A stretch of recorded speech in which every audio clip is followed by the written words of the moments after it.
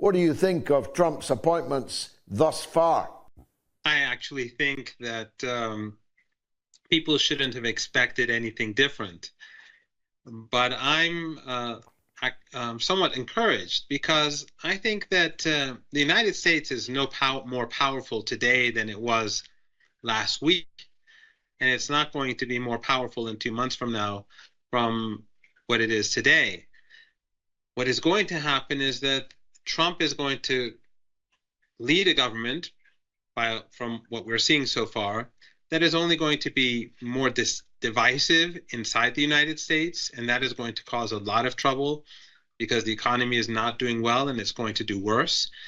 And because Democrats who have been hypocritically silent about the genocide in Gaza, I'm sure they'll be using Gaza or anything else that they can to hit back at Trump.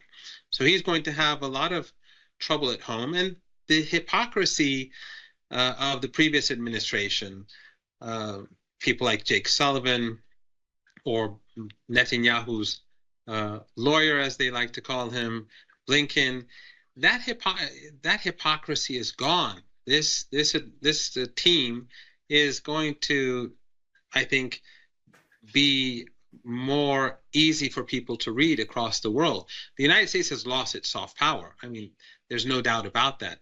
The last year in Gaza, their support for this ongoing Holocaust and now the genocidal attacks in Lebanon, where every day they're slaughtering 50 to 100 women and children, that has exposed them. But I think Trump is particularly bad, and his people are particularly bad at attempting to present the United States in a positive light. So I think this administration, this incoming administration, is going to marginalize the United States more than before, but it's not going to intimidate Iran, which I think is what you're going to be asking next. The Iranians are not going to be intimidated. The Iranians are going to strike back. They are going to punish the Israeli regime. And I have no doubt that although dark days are ahead and dark weeks and perhaps months are ahead, but I have no doubt that ultimately the Israeli regime will be defeated. Look at what Hezbollah has been doing in the last 24 hours. It's amazing. They're punishing the Israeli regime, and the regime is unable to advance in Lebanon.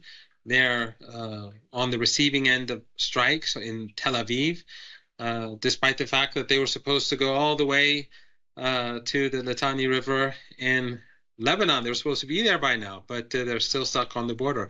So I think people should not be intimidated by this gang that Trump is bringing to power. The United States is on the decline. If Trump was smart, he would be the anti-war president that he pretended to be, because that's what the United States needs. If it wants to prevent the economic collapse, if it wants to have a future for its people, it has to change course now.